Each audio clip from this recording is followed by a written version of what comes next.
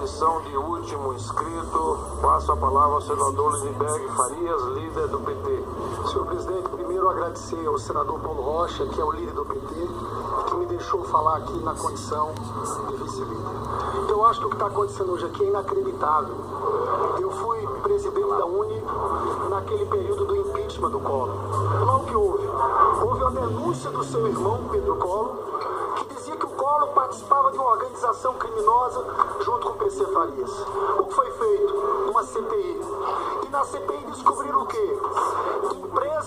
Contas fantasmas administradas por Paulo César Farias, que pagavam as despesas do ex-presidente, da sua mulher, da sua mãe.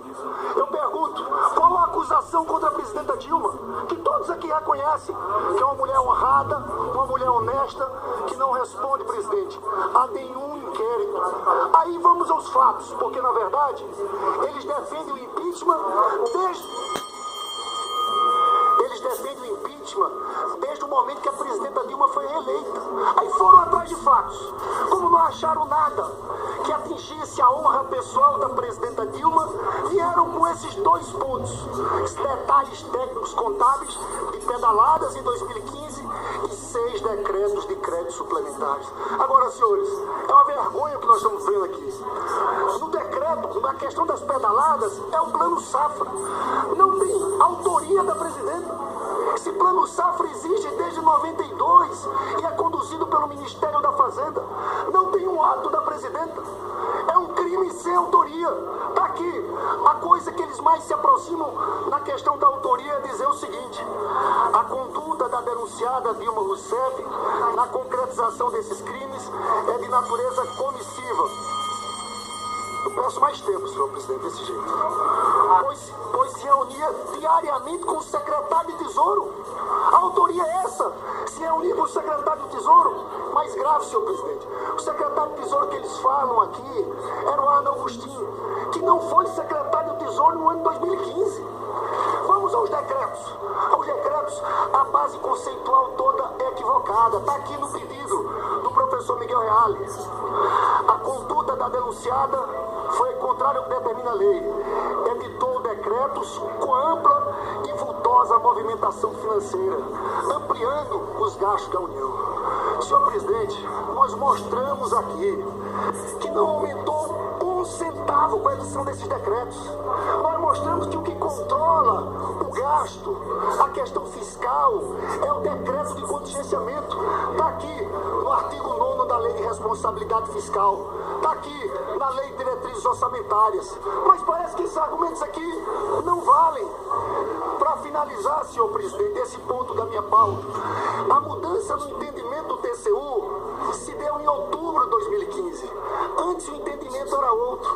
E eu quero aqui citar o artigo 5º, inciso 39 da nossa Constituição, que não há crime sem lei anterior que o defina, nem pena sem prévia combinação legal. Então, a presidenta Dilma, depois da decisão do TCU de outubro de 2015, passou a fazer justamente como disse o TCU, só que ela não pode ser penalizada de decretos que foram assinados anteriormente. Senhor presidente, o que nós estamos fazendo é criminalizando qualquer possibilidade de se fazer uma política fiscal anticíclica. Se o que eles querem fosse feito no ano de 2015, você sabe que o ano de 2015, o ministro era Levi, nós tivemos o maior contingenciamento da nossa história. Na visão deles, nós tínhamos que ter feito um contingenciamento de mais de 50 bilhões. Isso significaria, sabe o quê? 96% das despesas discricionárias. Ou seja, pararíamos hospitais, pararíamos universidades, pararíamos agências do INSS. O que o relator está fazendo aqui é criminalizar um debate aberto no mundo inteiro. Eu, no primeiro dia, falei que aqui é o impeachment da Dilma, mas também o impeachment de Keynes. Porque o que vocês estão querendo é criminalizar uma política fiscal anticíclica.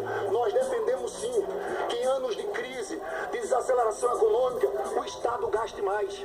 Em momentos de crescimento, nós temos que fazer superávites maiores.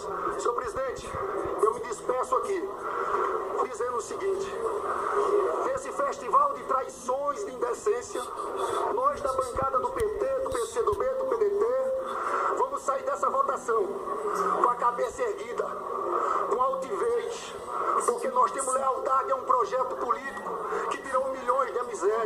Nós temos respeito à nossa presidenta Dilma Rousseff, até porque nós sabemos o que está por trás desse golpe. São duas coisas centrais: retirar direitos de trabalhadores, retirar conquistas dos trabalhadores e, por outra parte, paralisar as investigações. Eu quero aqui lembrar os senhores que falam do PT, que antes do PT, no governo Fernando Henrique Cardoso, em 8 anos, houve 48 investigações da Polícia Federal, uma média de 6 por ano. Lula e Dilma estruturaram a Polícia Federal. Esse número passou para 300 por ano. Na época deles, eles tinham o engavetador-geral da República, o Geraldo Brindeiro, engavetador-geral da República. Eles nomearam quando o Geraldo Brindeiro foi o 7º mais votado. Nós não. Passamos a nomear sempre os mais votados. E o que está em curso hoje é uma articulação do senhor Eduardo Cunha para fazer o ministro da Justiça, para fazer o diretor da Polícia Federal, para parar essas investigações. E falo me dirigindo à presidenta Dilma. Presidenta Dilma, tenho uma certeza nesse momento: a história vai lhe absorver, porque a senhora não cometeu crime algum. E eu chamo a atenção dos senadores. Tem muito senador aqui manchando sua biografia, porque esse momento da história vai entrar como um golpe contra a democracia brasileira. Os senhores que votarem nisso estarão fazendo da mesma forma como aqueles que apoiaram a ditadura militar nos anos de 64. Conclua, senador Lindenberg Farias. Mancharão definitivamente a sua história. Eu venho olhando o PSDB, de Mário Covas, de Antônio Vilela. Eu vejo o Tancredo Neves, que se posicionou contra o golpe contra Getúlio, contra Juscelino e contra Jansen. Essas pessoas, senhor Conclua, senador Lindenberg. que o PSDB está jogando sua tradição democrática na lata do lixo da história do nosso país. Não ao golpe, nós vamos resistir até o último momento. Com a palavra, o relator, senador Antônio